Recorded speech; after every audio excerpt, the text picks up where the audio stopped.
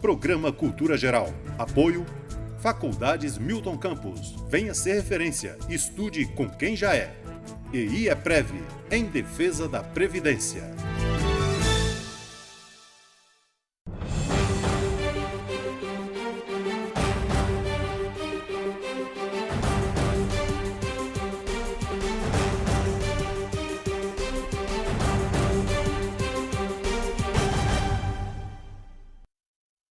Muito boa tarde, Nova Lima, começando agora mais um programa Cultura Geral. E hoje com a pauta da OAB, né, que é capitaneada aí para o nosso grande João Rafael, que hoje deve estar lá no STJD, né? Tem julgamento, deve ser, né? Ele não está por aqui, deve estar para lá, para julgar os times aí e os malfazejos do futebol, né? Bom, começou o horário de verão, quem não adiantou o relógio, por favor, adiantar. Como diz meu amigo Eli, é aquele horário que você dorme sem sono e acorda dormindo, né? Começando agora o programa Cultura Geral. Hoje nós estamos recebendo aqui essa turma do Direito na Escola mais uma vez. E a Joyce está aqui, a Joyce que tem essa obrigação, vamos dizer assim, né? Voluntária aqui da OAB aqui em Nova Lima. Joyce, seja muito bem-vinda, é um prazer te receber aqui. Já é da era do rádio, né? Agora sim, transportado para a televisão, né, Joyce? Seja muito bem-vinda. Muito obrigada, Betão. Obrigada, né, os ouvintes. É sempre um prazer estar aqui com você, né, trazendo assuntos tão, né, importantes para a nossa sociedade, para a nossa comunidade aqui de Nova Lima, né? E vamos que vamos, né? Isso. Sirlene, é um prazer te receber. Você acabou de formar, né, lá no curso de professores, né? Exatamente. Né? É um prazer recebê-la aqui, sinta à vontade, isso aqui é um programa de bate-papo mesmo, né? Isso aqui é uma sala de bate-papo regada a muita água. É prazer é todo meu. Ô, Lucas, seja muito bem-vindo aqui, é um prazer te receber, né? E a gente poder tratar desse assunto, né? Que é um assunto muito pertinente hoje, né? Já que a gente precisa tanto do direito nas relações interpessoais aí, e quanto mais cedo aprender, melhor, né? Obrigado, Betão, boa tarde a todos os telespectadores. É muito importante, a sociedade ela precisa do direito, sem o direito a gente não consegue conviver. Por quê? Mas muitas pessoas perguntam, Betão, o que é o direito exatamente? Pensam que a gente vai falar só de privilégios, garantias, mas na verdade a gente fala de direitos e deveres, de liberdade, de responsabilidade, e isso é um princípio básico para a convivência em sociedade, a gente saber os limites, saber os espaços, saber conviver. Uhum. Essa é a ideia. Como é que nasceu o projeto? Esse programa, né? Esse projeto da OAB, que é o Direito na Escola? Olha só, Betão, essa ideia ela é uma ideia viva. Não é nenhum pensamento revolucionário e nem novo, porque isso já existiu na nossa educação, de alguma maneira. O que acontece? Qualquer estudante, ao sentar numa cadeira de direito de uma faculdade, pensa, a mente desperta, fala, eu deveria ter aprendido isso antes. Por que a gente não aprende isso na escola? Isso é um pensamento comum. Você que estudou direito sabe disso. Quem não estudou já ouviu falar ou convive com isso todos os dias. Desde o simples ato de você ter um nome, de você ter bens, de você fazer negócio, tudo isso é direito envolvido. Até chegar, né, noções como crime. Então, como que chegou isso até a OAB? Nós começamos há 6 anos atrás com um grupo de professores de direito e advogados voluntários que iam até as escolas para convencer a sociedade. Não tem jeito melhor de mostrar para a sociedade o que é o direito sem dar uma aula de direito. E aí, há 2 anos atrás, a OAB nos encampou e tem nos ajudado, nos auxiliado a poder ter um maior alcance no estado de Minas Gerais e agora chegando aqui em Nova Lima então tem direito na escola. Dia 7 de novembro é o nosso curso, nós vamos falar disso aqui ainda. Então, a partir de 7 de novembro, as escolas de Nova Lima serão atendidas também com os advogados aqui da cidade. Ô, doutora Joyce, como é que você se sente assim? E como é que é a perspectiva assim de trabalhar com essa nova vertente do direito assim? Para mim é uma honra, né? E um prazer. Eu não sou suspeita, né? Porque eu sou apaixonada pelo programa. A expectativa é muito boa. A gente tem aí, a gente está animada, né, para trazer esses conhecimentos de direito para os alunos das escolas, tanto públicas, né, que é o primeiro foco no momento, também para as particulares, e envolver a sociedade nesse projeto, trazer pessoas, advogados, pessoas para poder tratar desses assuntos nas escolas também, né? Desde de criança, né? Desde do ensino fundamental, as crianças poder já ter noção dos direitos e obrigações, né? Deveres e obrigações. Isso vai para as escolas municipais, estaduais Sim. e particulares? Sim. E a ideia é começar isso em dia 7, né? Aqui em Nova Lima vai ser oferecido no primeiro momento, né, o curso de formação de professores, direcionado aos advogados, né, estagiários de direito. Esses futuros professores vão receber a orientação, material para poder partir para as escolas, né, e começar a ensinar efetivamente. Então, no dia 7 de novembro, nós vamos receber aqui a turma do Direito na Escola, né, da Comissão Estadual, para poder dar o curso, para, né, formar os professores, que são os advogados, para poder já partir para as escolas e começar a ensinar mesmo, né, a parte. Doutor Celene, como é que é, assim, é uma coisa nova, assim, você aprender a dar aula para falar daquilo que você já tem a formação? Para mim é muito gratificante. Né? Você poder passar o que você já sabe, mas de uma forma diferente, numa linguagem jovem, uma linguagem adaptada, né? Para que os meninos entendam. Então, é muito gratificante. O menino já cresça com essa noção que ela falou. Não só dos seus direitos, que tenha noção dos seus deveres também, né? Dos limites até onde ir. Para mim, isso é muito gratificante. Ô Lucas, como é que nasceu essa coisa assim do direito na escola, assim, e como é que isso vem sendo desenvolvido assim? Tem muitas escolas já envolvidas, né? Tem. Olha só, Betão, isso hoje a gente tem atendido quase 40 cidades em Minas, é um projeto pioneiro em Minas Gerais. Minas Gerais, então, que começou com essa ideia e outros estados estão começando agora a fazer coisas parecidas. E o que acontece? Aqui, além de ser um programa, já tem cidade mineira, que é a cidade de Tumirim, Minas Gerais, que lá virou uma disciplina. Implementado realmente, o prefeito fez um decreto, né, e depois colocou isso em votação no legislativo, foi aprovado. Então Minas Gerais é o primeiro estado a ter uma escola com uma matéria de direito regular, onde os alunos têm prova. E isso, então, quantas escolas somos ao total? Ali nessas 40 cidades são mais de 200 escolas atendidas, totalizando cerca de 100 mil alunos capacitados com uma noção de direito e cidadania. Essa é a grande ideia. Lucas, o detalhe é o seguinte, tem alguma relação filosófica, por exemplo, com aquelas lições que eram dadas antigamente, como OSPB e Moral e Cívica. Moral e Cívica, o OSPB, que eu chamo de OSMPIB, né, que era OSPB, Moral e Cívica. Né? Tem alguma correlação ou isso acaba que faz uma ligação entre aquilo de uma forma um pouco diferente, mas tem uma ligação com aquilo que era lecionado lá atrás? Betão, não é a mesma coisa, mas embora se pegarmos os currículos dessas disciplinas, essas disciplinas elas são consideradas direito, se for olhar. Muitas pessoas atribuem ela, né, a uma era da ditadura, alguma coisa nesse sentido. Essas disciplinas então foram retiradas, mas não foi colocado nada no lugar. Então nossa educação ela se tornou conteudista. A gente aprende as ciências em geral, mas não aprende a organização da sociedade, a gente não aprende sobre onde a gente vive exatamente, sobre as regras de convivência também. Então, não é a mesma coisa, mas tem relação, porque aquilo é direito. Então, a gente prefere trabalhar com o nome científico, que é o direito, a ciência do direito. Então, o que é o direito? Os alunos sempre perguntam isso, o que é o direito? O direito ele é uma ciência que compreende 1000 conceitos. A gente aprende sobre diversas áreas. A gente aprende sobre o indivíduo, a gente aprende sobre cargos políticos, a gente aprende sobre crimes, sobre atos infracionais. A gente procura com isso desmistificar conceitos que são equivocados na sociedade. A gente ouve falar por aí que o Brasil é um país da impunidade. Isso não é uma verdade, é um país que pune muito. Nós temos muitos presos, são 700 mil presos. É muita gente presa. Qual é o perfil desse preso? A gente discute sobre esses assuntos. Existe também, isso corre muito na boca dos adolescentes, sou de menor, não dá nada não. O menor de idade, Beto, ele também pode ser punido pelas suas atitudes. A gente tem os atos infracionais, que são os crimes cometidos pelos adolescentes, né, entre 12 e 18 anos. Eles podem ter punição chegando a ter a sua liberdade restrita. É possível, dependendo da gravidade do crime. Então a gente também vem desmistificar. Não somos o país da impunidade. O menor de idade ele pode ser punido.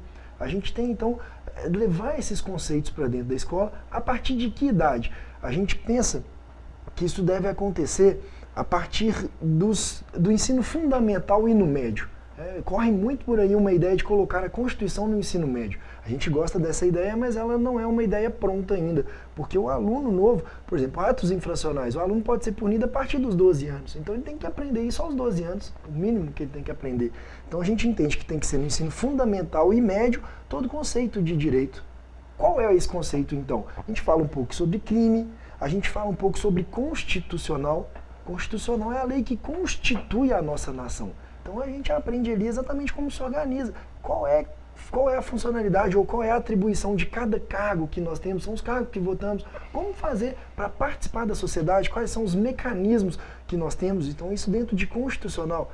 Em direito do consumidor, a gente aprende qual é a nossa relação com as empresas, como funciona com o produto, o que acontecer, aonde procurar, quando tivermos algum tipo desse problema, ou quando vendedores, como proceder, quais são os princípios que a gente deve respeitar ao tratar um cliente, um consumidor. Noções de direito do trabalho, a gente também aprende sobre isso, ou ensina sobre isso em escolas. Com qual idade eu posso trabalhar? O adolescente, a criança, qual é o ambiente que ele pode trabalhar? Até mesmo para o adulto, de onde vêm as garantias que temos hoje? Férias, 13º salário, aviso prévio, o que são essas coisas? Claro que dependendo da idade a gente distribuiu todo esse conteúdo.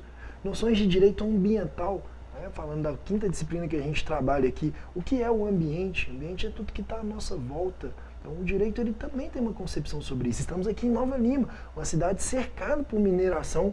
Qual é a relação do direito com a cidade com essas empresas? Como funciona isso? Esses recursos estão sendo retirados, são renováveis ou não? Quais são as regras sobre isso? Como isso pode afetar um cidadão?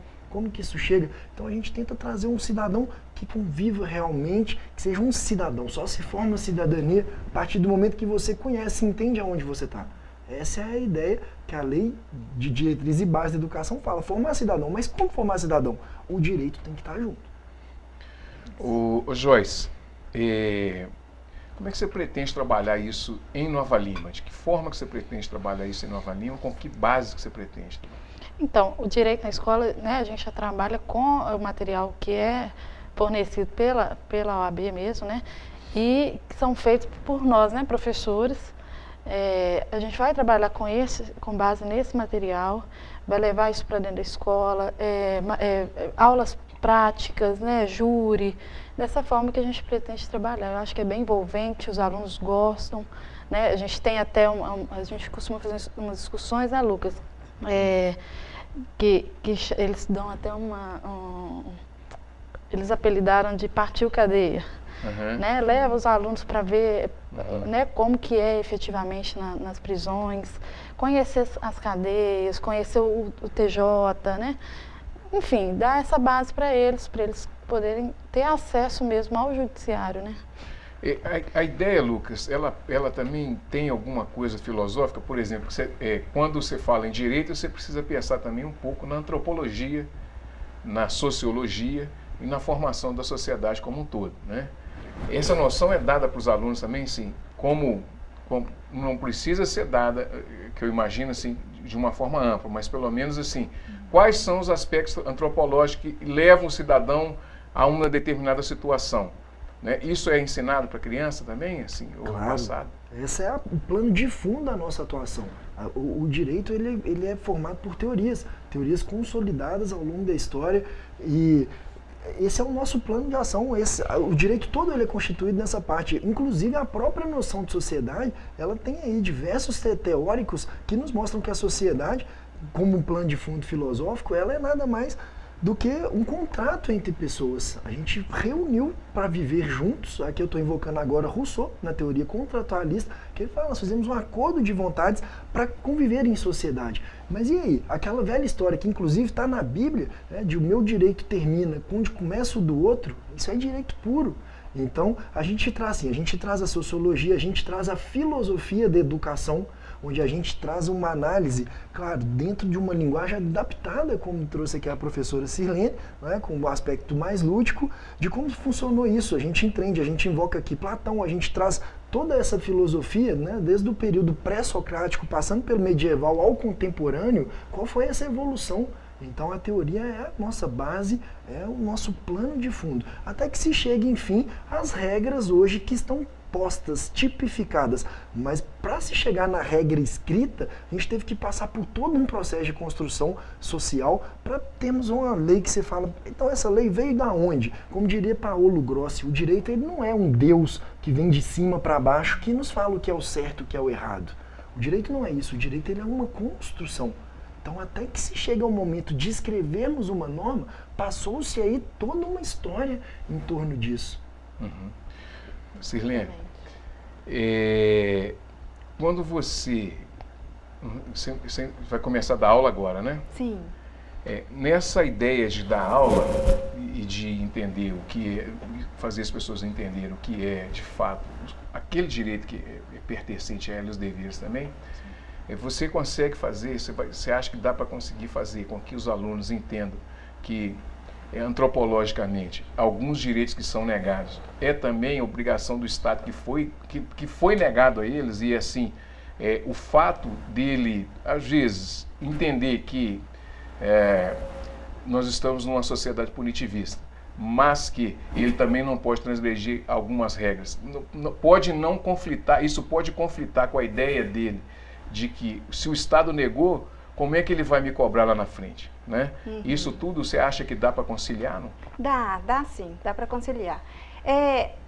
Por isso que eu te falei que a linguagem usada tem que ser uma linguagem, você tem que falar com a linguagem do aluno, do jovem, né? À medida que você explica o direito, você vai exemplificando. Você vai trazendo casos, você vai trazendo exemplos da vida real e mostrando para ele, né, que nem sempre o que foi negado é porque não era o direito, ou às vezes ele achava que era direito, mas não era, entendeu? Então, à medida que a gente vai exemplificando e mostrando a realidade, o que acontece no hoje, na atualidade, fica fácil dele entender. Ô, Joyce, nós temos aqui em Nova Lima um projeto do Zaqueu, que é o Arte das Ruas, e que tem uma função social muito bacana. Como é que você vê o envolvimento de instituições não governamentais como essa, organizações, mas também de pessoas voluntárias? Por exemplo, eu já cansei de salvar cachorro, assim, já devo ter salvado uns 40. Como é que você vê tudo isso assim, e de que forma que você acha que pode ser inserido, por exemplo, essa questão mais humanitária, até de expressão de arte, cultura, que às vezes é marginalizado, como o hip hop, o funk, o rap, o grafite e tal. Você acha que também dá para englobar isso também como matéria, e englobar isso no direito à escola? Eu acho assim que tudo que é social é muito bem-vindo, né? E é muito importante, é fundamental a importância e o envolvimento, né, de toda a sociedade, de toda a comunidade nesse projeto. Eu acho que é de grande valia para a gente, né, para as crianças, que são o futuro do nosso país, né? Ô Lucas, como é que trabalha essa condição? Por exemplo, nós tivemos em São Paulo um prefeito higienista, né? Sim. Nós estamos tendo no mundo, de uma forma geral, essa característica de governos que são mais conservadores, né? E isso, obviamente, que vai refletindo. A coisa não acontece nos Estados Unidos hoje e deixa de ter reflexo aqui. Obviamente que vai acontecer lá e vai ter um reflexo lá dentro da escola que você está ministrando a aula, né? Quando você tem professores, alunos, por exemplo, que entram dentro da sala de aula e mata 50, 30, 40, dispara tiro, isso mexe também com algumas pessoas, né? E com alguns conceitos também parecidos que se identificam com isso e tal. Como é que você vê projetos sociais assim, por exemplo, o grafite, que é um grande instrumento de inclusão, principalmente das pessoas que têm essa habilidade, né, de desenhar, né? E ela, às vezes, ela é marginalizada, porque acha que aquilo é pichação, que aquilo não tem valia nenhuma e tal. Como é que você entende isso dentro do projeto?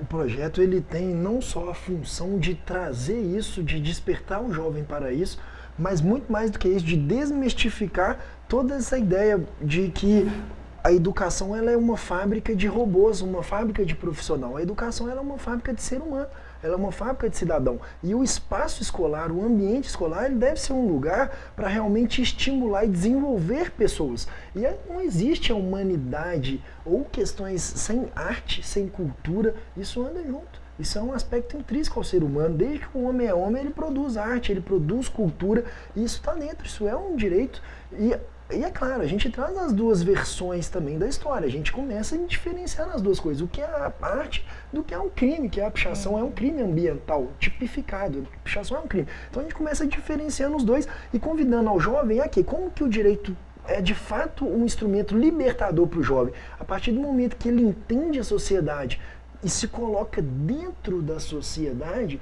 ele sabe quais são os limites, ele sabe como produzir, ele passa a ser um instrumento de desenvolvimento humano. O próprio jovem ele passa a ser um caminho para isso. Então a ideia é empoderar os jovens, é trazer para a ocupação dos espaços urbanos, para uma melhoria da convivência. A gente quer o jovem participando da cidade, a gente quer o jovem usando os espaços públicos, as praças, os parques, usando e conservando. A gente quer o jovem produzindo, o direito ele serve para isso. Não é para criar uma distância. A gente fala de dever, a gente tem essa ideia do Estado punitivista, ela existe, a gente procura trazer isso com clareza, mas ao mesmo tempo a gente quer pôr os dois lados da história. A gente quer ensinar eles a respeitar, mas quer saber ensinar a usar, a se libertar, desenvolver. Acho que essa é a grande ideia. Então o direito ele liberta, o direito ele mostra, ele empodera, ele ensina, ele tem essa função.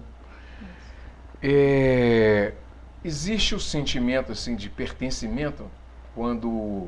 A sociologia fala muito disso, né? A sociologia fala muito que se você não se sentir pertencente àquele meio, você realmente não vai conseguir se desenvolver da forma que às vezes você vem com um projeto bacana. Por exemplo, Nova Lima.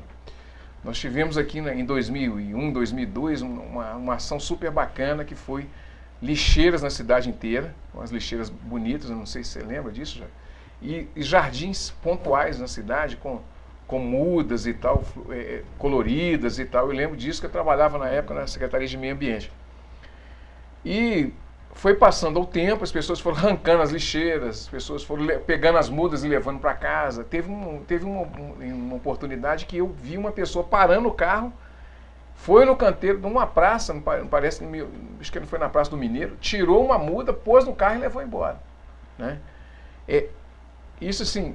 como pano de fundo para florear o que eu estou falando, assim, não adianta só ter o projeto. As pessoas têm que se sentir dentro do projeto. Esse sentido de pertencimento acontece, de aceitação e pertencimento? Ele acontece. A gente entende, inclusive, que o projeto ou o programa, ele é o instrumento para isso. Ele é o instrumento não só para que o cidadão se encontre ou se sinta pertencente dentro do projeto, mas se sinta pertencente à cidade. De fato é isso que acontece, Betão. Hoje um jovem ou um adulto, ele quebra um ponto de ônibus, ele quebra um bem público exatamente por não sentir que aquilo é dele.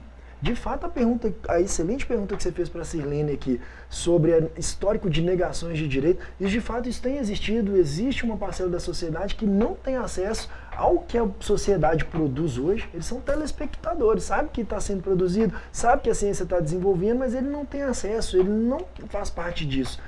E ele se sente muito mais fora. Só que, na verdade, ele está dentro. E a partir do momento que ele entende e ele enxerga isso, ele consegue se empoderar, ele consegue tocar a sociedade, aí ele passa a perceber que tudo faz parte de um contexto. Não existe sociedade, a palavra vem de sócio, de associação. Comunidade vem de comunas, do que comungamos, do que vivemos conjuntamente, aquilo que vemos em comum. O próprio conceito pressupõe essa convivência. Então o jovem ele tem que entender que ele está dentro. A partir do momento que ele se sente fora, qualquer percalço da vida, ele atribui ao fato de ter tido uma história de negação, e muitas vezes não é. A vida é difícil para todo mundo. Até para qualquer pessoa que já se encontra desenvolvido na carreira, ela tem seus problemas. Então o jovem entendendo isso, ele vai perceber, ele vai alcançar, ele vai produzir. Então essa noção de pertencimento ela é importante. É importante que ele entenda o direito, que ele se sinta parte do programa, que a escola e a educação também entendam isso. Porque muitas vezes pode gerar uma sensação de que está vindo uma classe de fora para dar palpite na educação. Isso não é feito dessa maneira. Isso foi um projeto muito bem estudado. Nós temos uma direção pedagógica. Todo o nosso material que é colocado em sala de aula, ele passa por um grupo de pesquisa. Então, como é produzida a nossa matéria? Você que é professora, diretora, trabalha na educação, vive ou convive dentro da educação. Como que é feito? Nós somos divididos, temos uma direção pedagógica dividida em grupos de pesquisas. Todos esses grupos é composto pelo menos por um mestre ou um doutor. Uma vez produzido esse material, ele passa por nossa diretoria pedagógica para aprimorar a linguagem, para falar ou entender qual é a melhor idade adequada, passa por um ilustrador. Então o nosso programa ou nossos livros são todos ilustrados. Feito isso, a gente só trabalha também, Betão, com conceitos que já estão na lei ou em decisões judiciais. A gente não traz nenhum conceito que seja que não sejam conceitos prontos e definidos. Porque é um grupo grande, existem pessoas de esquerda, pessoas de direita, então a gente não traz conceitos que não estejam plenamente decididos. A gente trabalha com a ciência, é ciência. E aí, feito esse conteúdo, passado por essa diretoria pedagógica composta por pedagogos naturalmente, o professor que passa por um curso de capacitação, que é esse em Nova Lima, dia 7 de novembro, então material pronto, professor pronto, a gente vai até as escolas entregar esse conteúdo. Ou mais do que entregar, construir esse conteúdo junto com esses adolescentes. Tem um detalhe que é interessante, como é que é visto isso, assim, já pela experiência que você já tem, que é a questão relacionada, porque grande parte do que as pessoas sentem está relacionado à economia e a consumo, né? É aquilo que por exemplo, você vai lá na escola, a gente sente isso, então você vai dar aula, por exemplo, de direito na escola, numa escola particular no Santo Agostinho, e vai numa escola, por exemplo, que de Nova Lima tem uma qualidade muito legal, mas mesmo assim existe disparidade. Mas vamos colocar de um extremo ao outro. Você vai no Santo Agostinho, depois você vai, por exemplo, na escola da Pedreira Prado Lopes, por exemplo. Não é o mesmo sentido de pertencimento que a pessoa tem dentro do projeto, né? Como é que lidar com tudo isso? Lidar com essa... Na realidade, acaba que é um desafio também para quem está dando essa aula, né? Explicar para aquele menino que já tem um pouco, por exemplo, o menino de Santo Agostinho aprende filosofia a partir dos 8 anos de idade, com livros que você for pegar para ler agora, você ainda quebra a cabeça. Então o menino já começa a ser trabalhado desde novo. Quando você chega numa escola com alimentação maior, você vai se deparar com isso. Então, como é que é lidar com essa dificuldade de fazer com que a criança que está lá com uma formação, vamos dizer, inferior, né, entenda todo esse procedimento e todo esse processo, mesmo porque às vezes falta até o que comer em casa. Dá diferença, não vou negar essa diferença, ela existe. Eu já dei palestra aqui em Nova Lima em escolas, como já dei também no Santo Agostinho, um exemplo citado. Encontrei escolas muito boas. Existe diferença, mas existe também muita similaridade, Betão. Hoje eu percebo que o mesmo problema, falando dos problemas, vamos começar pelos problemas. O problema que existe hoje na escola particular é o mesmo que existe na escola pública. O que a gente encontra hoje em escolas? Infelizmente é uma notícia ruim, mas que é uma realidade. Hoje a gente encontra o uso de droga, tráfico de drogas, a gente vê crimes sexuais, crimes virtuais relacionados à pornografia de adolescente, envio de nudes, filmagens de pornografia, é a mesma coisa. O que tem hoje na escola particular é o mesmo que tem na escola pública. Isso não muda na questão dos problemas. O que muda muitas vezes é o tipo de bebida, é o tipo de droga consumida, mas o problema é igual.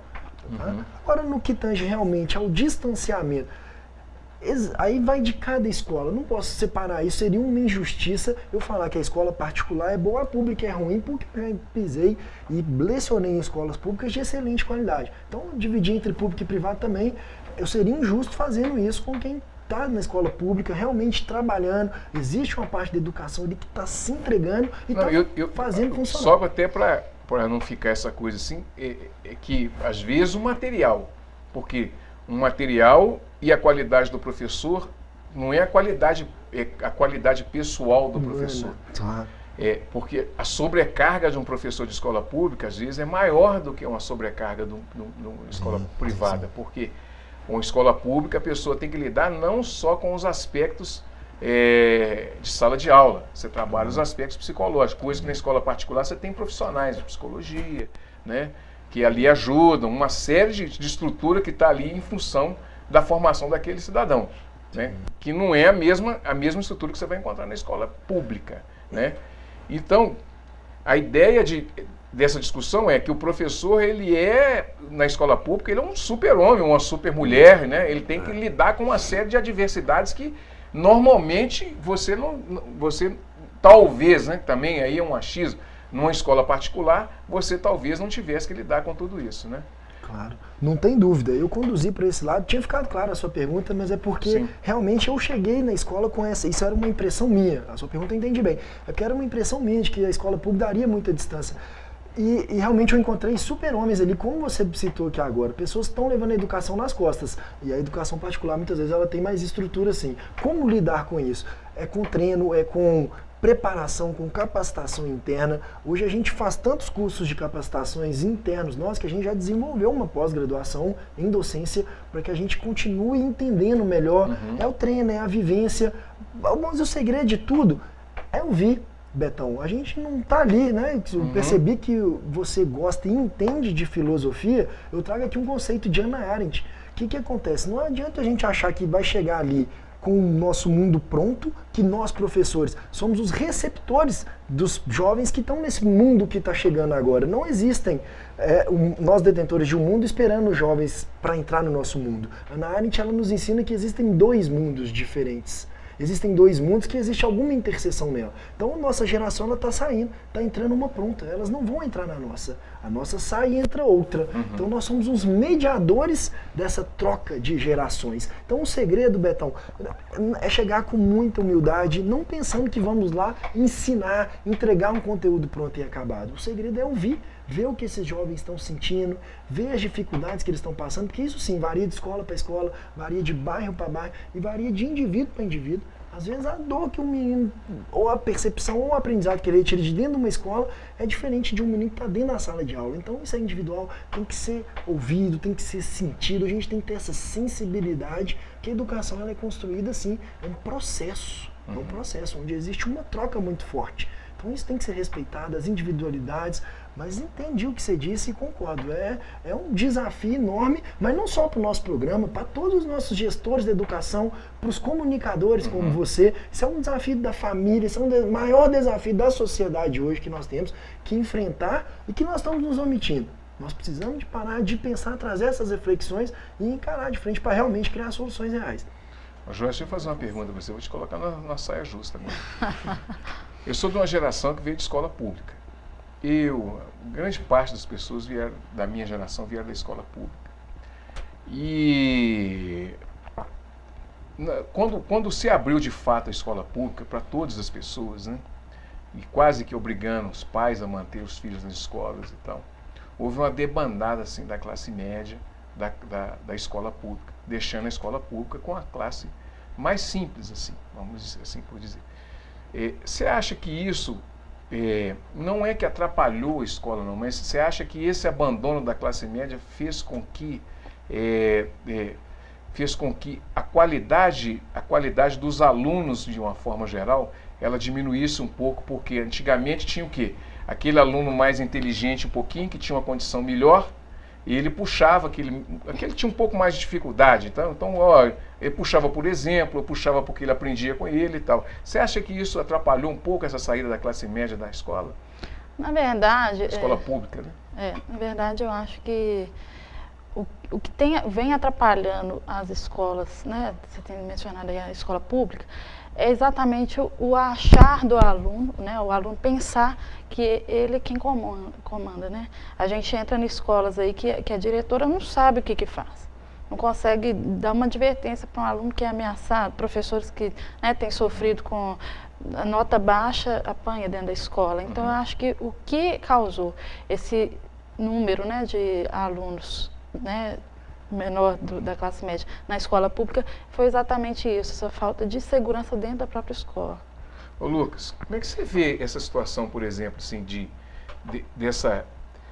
Há muito tempo atrás eu li uma matéria, eu não me lembro no jornal que é, eu não consegui mais achar essa matéria, que falava justamente disso. Foi essa debandada da classe média da escola pública, que sempre foi uma escola boa. Se você tira seu filho e coloca ele numa escola particular, é uma bobagem. É mais fácil você participar da educação do seu filho na escola pública, você vai ter uma economia, né? E lá tem recurso, tem material, tem tudo, só que tem que todo mundo participar da escola. Não adianta você pôr... É o que acontece na escola privada. Você põe seu filho lá e vai embora, vai trabalhar, deixa ali, né? Isso que você estava falando é uma coisa pertinente. Você corre os mesmos riscos quando você abandona alguém ou alguma coisa, né? Vai ficar ali e não é o professor, não é a escola, não é a diretora, não é ninguém que consegue tomar conta daquilo, não. Se ficou lá, vai continuar ficando lá e não é todo mundo que consegue tomar conta, né? Tem disciplinário, tem isso, tem aquilo tudo, mas não é suficiente, mesmo porque o próprio funcionário, às vezes, é um funcionário para cada 100 alunos, né? Então ele não dá conta, né? Você acha que essa debandada que deu da classe média foi um erro? Porque ali naquela época você tinha uma ajuda mútua, você ensinava as pessoas a viver em comum acordo, vamos dizer, em sociedade, uma respeitando as limitações da outra, porque eu sempre fui uma pessoa de classe humilde e estudava com as pessoas mais abastadas da cidade, isso não tinha problema nenhum. Então essa correlação, frequentávamos os mesmos clubes, as mesmas coisas, essa situação é uma situação que deixou a escola fragilizada? Você enxerga dessa forma também? Enxergo e volto aonde a gente começou. Você falou que ia apertar a Joyce, mas você só está me apertando. Suas perguntas são difíceis. Próxima vez vou trazer um caderno. Vamos lá, deixa eu começar aqui. Voltamos para onde a gente começou, é a falta de pertencimento. Por isso que a gente fala, o direito, ele não é só para as classes mais baixas, não. Quem precisa do direito hoje são todas as classes da nossa sociedade. Então o pai, quando ele tem uma postura dessa, de retirar o filho dele ao identificar um problema na educação, ele é um cara que não quer enfrentar, ele não quer pertencer da sociedade. Ele falar que para mim não tá bom, eu retiro daqui. É mais fácil ele se esquivar. O Brasil, aí até chegar aos extremos, de falar, a saúde não tá boa, então eu pago um plano de saúde, eu não enfrento a questão da saúde. A segurança não tá boa, eu moro num condomínio e pago ali o que for necessário e pago um segurança.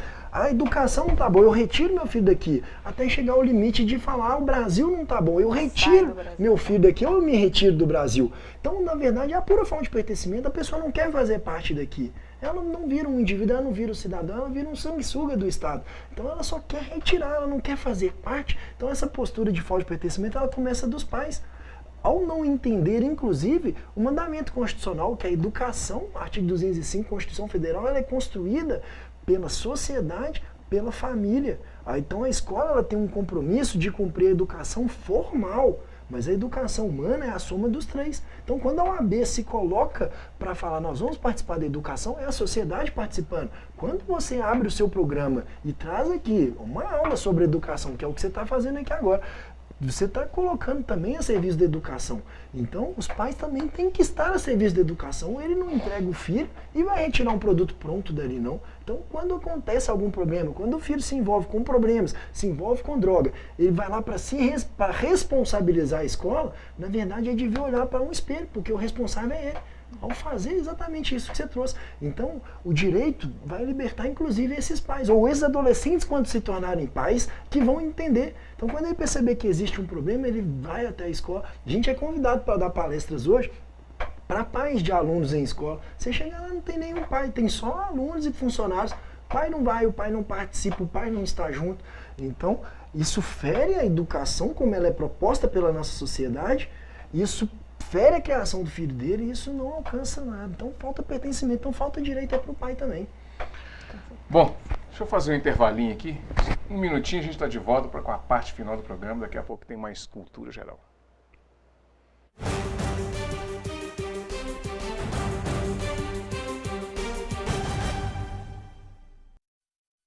Programa Cultura Geral. Apoio Faculdades Milton Campos. Venha ser referência. Estude com quem já é.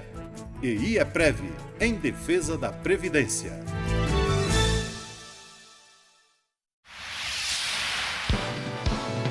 Canal Cidadão, Nova Lima e você.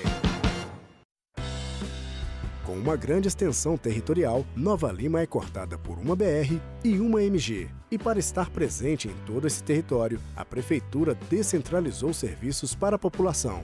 Um desses polos é a Regional Noroeste, que presta serviços públicos para cerca de 30 mil habitantes que vivem em 17 bairros. A Regional Noroeste foi criada em 1999, já no governo do Vitor Penido. O governo criou essa oportunidade de trazer para os empresários e para a comunidade local todo o leque de atendimento que existe na sede hoje. São 30 mil habitantes e cerca de 1.600 empresas. Assim, podemos favorecer e facilitar toda a gama de serviços prestados pelo município. A Prefeitura mantém na região Noroeste importantes unidades para a promoção da saúde, educação e bem-estar dos moradores, como Centro de Referência de Assistência Social, Inclusão Produtiva, Bolsa Família e Vida Nova. Centro de Atividades Comunitárias, Escola em Tempo Integral, que atende 280 alunos, 2 unidades básicas de saúde, 3 de apoio e 1 unidade de pronto atendimento. Serviços das Secretarias de Administração, Fazenda, Obras, Trabalho e Renda e Planejamento. E também desenvolve programas de turismo como o Nova Lima Entre Trilhas. Fala, cidadão! Regional Noroeste, ela trouxe para a comunidade Jardim Canadá mais comodidade, mais tranquilidade para os moradores. Como eu sou veterana nesse bairro, veterana mesmo, não tinha vizinho não. Então, eu posso dizer o seguinte, que hoje o Jardim Canadá é um paraíso. A Regional Noroeste está localizada na Rua Cannon, número 95, Jardim Canadá. O atendimento é realizado de segunda a sexta-feira, das 8 da manhã às 17 horas. Os moradores da região podem contar com serviços de atendimento ao público quanto a IPTU, ISS, eventos e cadastro do trabalho e emprego. As secretarias de Fazenda e Planejamento desenvolveram um projeto de fiscalização para regularização de empresas e edificações que encontram em situação irregular. Portanto, os moradores da região não precisam mais se deslocar até a sede para resolver essas questões. Saiba mais sobre as ações da Prefeitura em nosso site www.novalima.mg.gov.br, nas redes sociais Prefeitura de Nova Lima Oficial e no jornal A Cidade.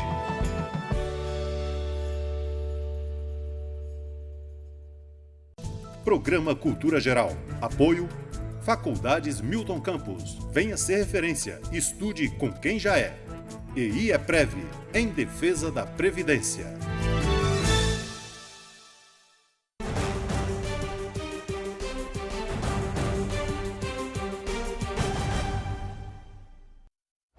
Muito bem. A parte final aqui do programa, nos bastidores também, pega fogo aqui, né, gente? Gente, eu queria colocar aqui, aproveitando essa pauta que a gente vai ter, que essa semana nós vamos discutir aqui, como temos discutido aqui ao longo do início, desde o início do programa aqui na televisão e na rádio também. Nós falamos em todo quanto é tipo de diversidade. Amanhã nós vamos falar aqui sobre diversidade sexual com o professor da Milton Campos, o Dr. Felipe Quintela. Ele vem com os alunos com linha de pesquisas e tal. E um assunto que nós vamos tratar também aqui é de intolerância religiosa, que a gente está vivendo aí essa coisa complicadíssima que é a intolerância religiosa, né? Como é que você vê isso? Já vou colocar a Joyce, ela fica com medo de falar. Não, eu vou colocar ela, não vou colocar o Lucas, não, que o Lucas fala muito e tal. Pode falar. Mas como é que você vê essa coisa, assim, essa falta de respeito assim, com a religião do outro, né? Tem uma frase de Chico Xavier, professor, que ele fala o seguinte: quem perde tempo de criticar a religião do outro, não tem tempo nem de praticar a sua, né? Como é que você vê isso, Joyce? Eu exatamente, né, a gente falando de direito, né, de conhecer direitos e deveres, a gente pensa nessa questão do respeito, que é a primeira coisa que vem, né, que vem lá de berço. Eu acho que falta cada um aprender a respeitar, né, respeitar o espaço do outro, não só na religião, mas também, né, a questão da sexualidade, né, enfim, em todos os campos, né? Campos da vida, né? Doutor Sirlene, É uma boa pauta para começar a ensinar os meninos no direito da escola também, que ele precisa respeitar aquilo que vem do outro, seja ele religião, o respeito, respeitar as diferenças, né? Que as pessoas, cada uma, as individualidades, né? Os pensamentos, as ideias, ninguém pensa exatamente igual, ninguém tem os mesmos gostos, né? E se a religião é o espiritismo ou é o protestantismo, não interessa. Eu preciso me preocupar com a minha religião e que ele tenha a religião dele. O espaço tem que ser bem definido, né? Até onde eu posso ir, né? O respeito é a base. É né? praticar o respeito. O direito ensina justamente isso, né? Isso, exatamente. Lucas, a tolerância e a intolerância são campos assim, são linhas tênues, né? Que às vezes com um olhar você já consegue inibir a outra pessoa e fazer com que a outra pessoa se sinta agredida, né? Nós estamos vivendo momentos aí de intolerância, né? Haja vista aí nos Estados Unidos com o supremacista. Estou sempre falando isso aqui no programa porque é importante. Esse enfoque dado no direito da escola, esse enfoque dado no direito da escola, tem esse condão também assim de ensinar essa limitação para as pessoas assim que as crianças precisam desde cedo trabalhar essa condição assim de respeitar o espaço do outro, respeitar ali a individualidade do outro. Então, isso tem sido cada vez mais crescente na nossa sociedade, talvez pelo individualismo, né? Por essa coisa assim de querer ter as coisas e não querer ser nada, né? Eu não preciso ser nada, eu só preciso ter as coisas que o Neymar tem, né? Eu não preciso ter as ideias, por exemplo, que Sócrates tinha, mas... Né? O ter em detrimento do ser. É verdade, eu acho mais do que exatamente isso, mas eu acredito que o direito, ele não vem para trazer essa limitação, ele veio para trazer essa libertação, ele veio para libertar essas mentes aprisionadas. O que nós estamos vivendo hoje é uma sociedade de mentes aprisionadas. O cara que quer ter e não quer ser, a gente tem que ser. O ter é uma consequência, ele é um natural. E o que acontece? Como que o direito participa disso? Nós estamos falando de direito. O direito, ele tem essa função, ao se falar em tolerância, ao se falar em limite, ao se falar em liberdade, entra o direito. Como que essa questão religiosa, eu visualizo isso dentro do direito? A tolerância, ela deve se dar para os dois lados, porque a gente percebe hoje religiosos que não têm tolerância com pessoas de crenças diversas, ou com pessoas que não têm crença nenhuma, ateus ou agnósticos, mas na mesma ponta a gente vê pessoas de ateus, agnósticos ou de religiões diversas com intolerância com religiosos também. Então virou uma guerra, virou um conflito que é um conflito vazio. Isso aí quem traz muito bem pra gente é a mediação, que é um instituto também do direito, não só do direito, mas o direito trabalha ele muito bem, que a comunicação. A gente vive hoje uma era de comunicação violenta. O direito ele traz a comunicação não violenta. Hoje você conversa com alguém, a pessoa já está disposta ou pressuposta a te brigar ou agredir, ou uma coisa simples, só de você discordar, você já está caçando uma briga. Em tese, e não deveria ser assim. A gente pode discordar, a gente pode ser diferente e viver no melhor ou no mesmo espaço. Essa é a ideia que o direito pode contribuir com essa questão da tolerância e da intolerância. Acho que os dois têm que ser respeitados. Eu acho que, na verdade, o direito a gente está defendendo, eu pessoalmente agora, estou defendendo tanto o direito, mas é absurdo, eu penso que eu estou perdendo tempo às vezes, que o direito nem precisava ter chegado a essa a ideia, a esse ponto, porque nós temos 4 formas hoje de controlar a sociedade. Nós temos a moral, nós temos a ética, nós temos a religião e nós temos o direito. Então hoje, você percebe, se uma pessoa ela é amoral ou imoral, antiética e não tem religião, quem que vai controlar ela? Entra o direito. O direito ele é impositivo, ele não é uma opção. Ele não deveria chegar a esse ponto, você tem que falar, olha, você não pode falar dessa maneira, ou você não pode fazer isso, ou você tem que respeitar. Já é um absurdo a gente chegar a esse tempo, a esse momento. Isso deveria ser rompido lá atrás. A convivência não deve ser uma coisa natural. Qual é o problema da pessoa acreditar em uma coisa que você não acredita? Só porque ela crê num Deus, deixa ela crer, deixa ela seguir o princípio. Ela é obrigada a começar a fazer sexo, a beber desde nova? Não, ela não é. Se ela acredita nisso, deixa ela viver de outra maneira. Mas da mesma forma, se você acha que você pode fazer isso, faça você mesmo. Inclusive trazendo agora um princípio, né? Para os religiosos. O princípio básico da religião ou do cristianismo, um dos princípios básicos é o livre-arbítrio. É o livre-arbítrio. Então a gente tem que acreditar, o direito não deveria entrar nessa história. Por que tanta proibição?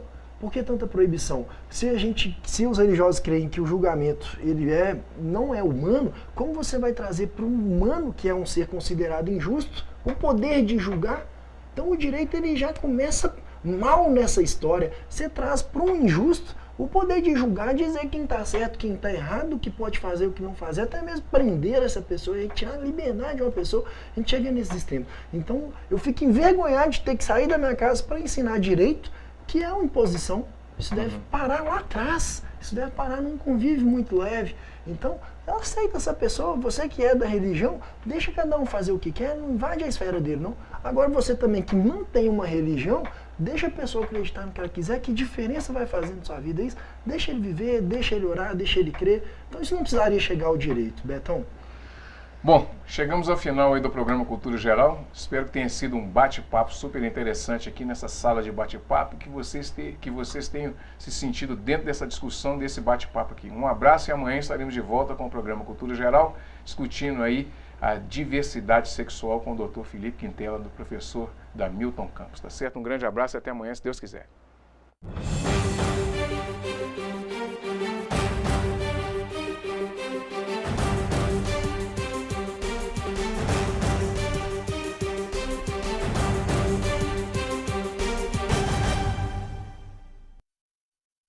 Programa Cultura Geral. Apoio Faculdades Milton Campos. Venha ser referência. Estude com quem já é. EI é Prev, em defesa da Previdência.